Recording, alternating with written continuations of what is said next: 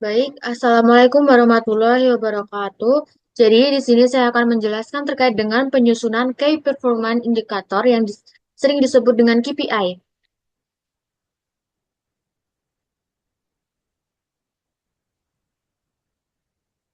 Jadi, apa itu KPI? KPI ini sering disebut sebagai landasan untuk menjaga agar perusahaan sesuai dengan tujuan dan visi misinya. Lalu, untuk penyusunan KPI ini bukan merupakan tugas dari divisi SDM saja, tetapi juga merupakan tugas dari setiap unit kerja dan dikonsolidasikan oleh divisi perencanaan strategis. Yang terpenting dalam penentuan dan pengolahan variabel KPI adalah pencatatan. Lalu, untuk tujuan KPI ini, yang pertama, menyelaraskan sasaran dengan pelaksanaan kegiatan. Lalu yang kedua, memantau pencapaian yang didapatkan sesuai sasaran. Lalu yang ketiga, mengurangi subjektivitas dalam penilaian kinerja dan memberikan dasar yang objektif untuk pemberian reward. Lalu, untuk karakteristik KPI yang baik, yang pertama harus spesifik, jelas dan terfokus pada aspek tertentu, lalu harus terukur, dapat dihitung secara kuantitatif atau kualitatif, lalu dapat dicapai realistis sesuai dengan kapasitas organisasi, harus relevan, berkaitan langsung dengan tujuan organisasi, langsung yang selanjutnya berbatas waktu, ada target waktu pencapaian. Lalu di sini saya akan menampilkan terkait dengan Excel dari KPI sendiri.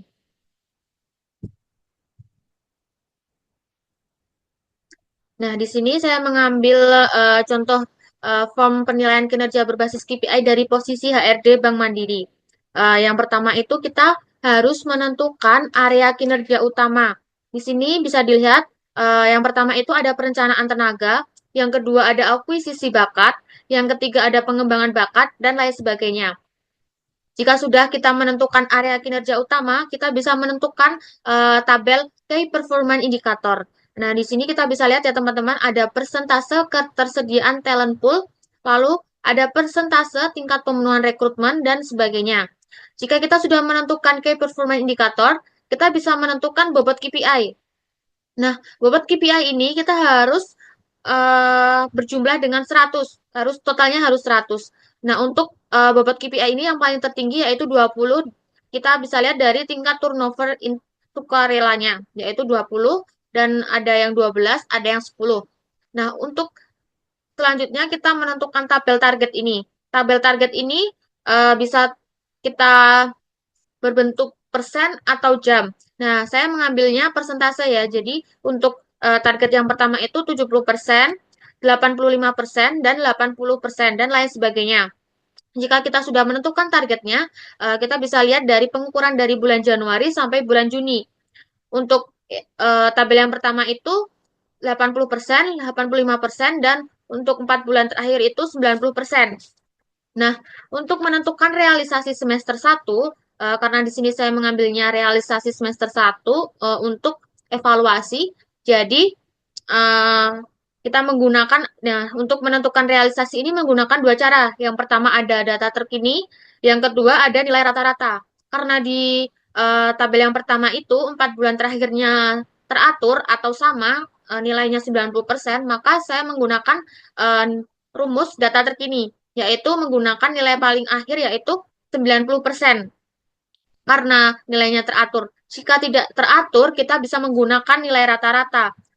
Untuk yang tabel kedua ini kan karena dari bulan Januari ke Juni itu nilainya tidak teratur atau tidak sama, atau banyak yang beda ya, ini bisa kita lihat. Kita bisa menggunakan rumus nilai rata-rata dengan cara sum. Untuk rumus Excel-nya sum, lalu buka kurung, lalu dari nilai bulan Januari sampai Juninya kita jumlahkan, nah nanti ketemunya 83%.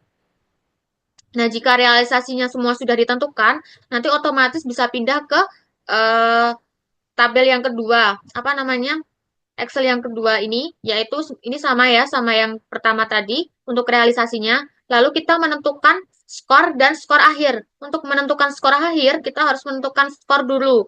Untuk rumusnya, yaitu realisasi dibagi target, lalu dikalikan 100, atau bisa dibalik target bagi realisasi lalu dikalikan 100. Nanti ketemunya ada di sini yaitu 128,6 untuk hasil yang pertama. Untuk yang sebagainya juga masih sama rumusnya, masih ada yang di sini apa rumusnya masih sama ini.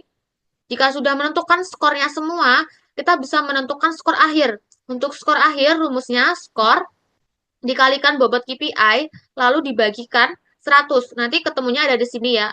Contohnya ini tadi. Untuk skornya kan 128,6 lalu dikalikan bobot KPI-nya 5 lalu dibagi 100 nanti ketemunya 6,4.